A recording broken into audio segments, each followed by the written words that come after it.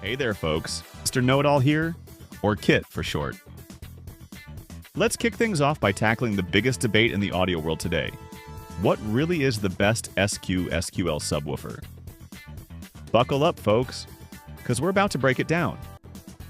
To answer this question, we need to first break down some common myths and misinformation.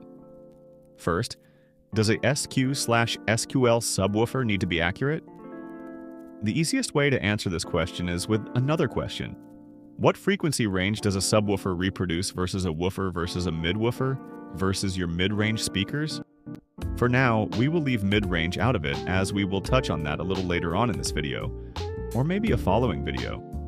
From the definition, the word sub is defined as at, to, or from a lower level or position, lower in rank, of a smaller size, of a subordinate nature, of lesser quality, inferior, somewhat, nearly, more or less. We'll stop there because that's the definition that we're interested in, so pretty much below or under human hearing frequencies. A subwoofer is specifically designed to reproduce the very lowest frequencies of sound, some of which include frequencies that are not really audible to the human ear, but can most certainly be felt. For example, 12 to mid-20 Hz range. The average range of a subwoofer is 20 to 200 Hz. This can vary depending on the budget and its intended use. For instance, the average home stereo car stereo is usually around 20 to 200 Hz. On the other hand, pro audio, well, it's usually designed to reproduce frequencies below 100 Hz, while professional movie theater or home surround systems are primarily designed to reproduce frequencies below 80 Hz. I'm sure you've seen YouTube videos on how to tune your home surround systems. But again, depending on the budget and its intended use, some of the more expensive surround systems can reproduce frequencies down into the teens, usually requiring very large subwoofers anywhere from 18 to 80 inches like. For example, the new Ascend 80 Pro infrasonic subwoofer. Subwoofers that play lower than a 20 Hz frequency range don't have to be overly expensive either. Some cheaper subwoofers can extend to 20 Hz. Yes, you guessed it. Dayton Audio, Scar, Pioneer, heck, even some of more popular Walmart subwoofers, and that's just to name only a few. Subwoofers labeled as SQ/SQL/daily drivers and/or audiophile subwoofers can reproduce clear sound below 30 Hz. The key word here is clear or clarity. I don't know about you, but I didn't hear anything about accuracy anywhere in that description. So with this understanding of clarity, we can now move on to the second discussion point, the woofer and its role in a SQ/SQL/audiophile system.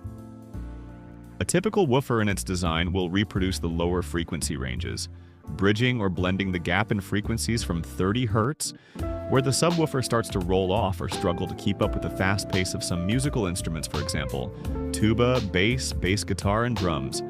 And it must be able to accurately cover a wide range of frequencies up to where your mid-woofer would begin to come into play. This time I did hear the word accurately in that description. Did you? A mid-woofer is designed to reproduce deeper vocals and instruments like violins and some wind instruments, bridging the gap between the woofer and the mid-range frequencies, actually reproducing parts of both frequency ranges. Like its name, the mid-bass speaker reproduces the mid-bass frequencies.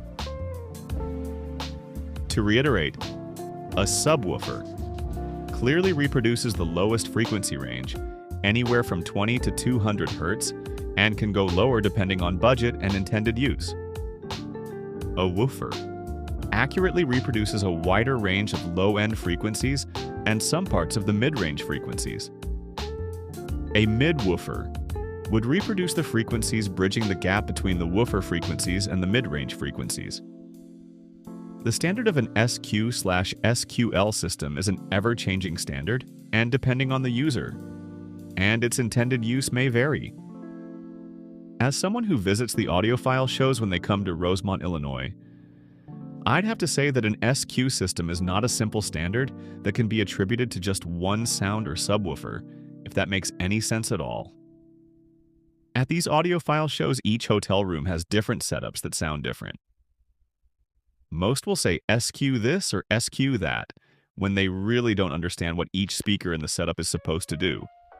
A subwoofer doesn't need to be fast or that accurate. Why? Well, that is because the mid-woofer and the mid-bass will do that, as well as your processor setting, for example, attack time, release time, ratio, and threshold, as well as other settings depending on the processor that you select. But this still won't make your subwoofer perfect for all songs, since some songs require the bass to drag out longer, while others are on a faster pace, for instance, hip-hop, reggae, and some modern R&B songs versus rock, techno. Mids and tweeters are a completely different ballgame. I think I'll add another video for those interested in learning more about mid-range and tweeter setups.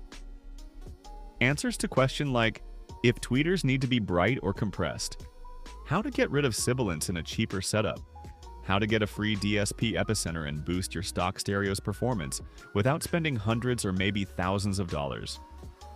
In closing, the mark of SQ and SQL is constantly moving, and as long as it's clear and all notes are separate and present, it just could be a form of SQ. In other words, SQ is subjective, and any argument over what's better is strictly in the eye of the listener. With that, thank you all for watching. I hope you found this video useful. I'm Kit, and I'd love to hear your thoughts in the comments. If you like this, don't forget to hit that like button and subscribe for more awesome content.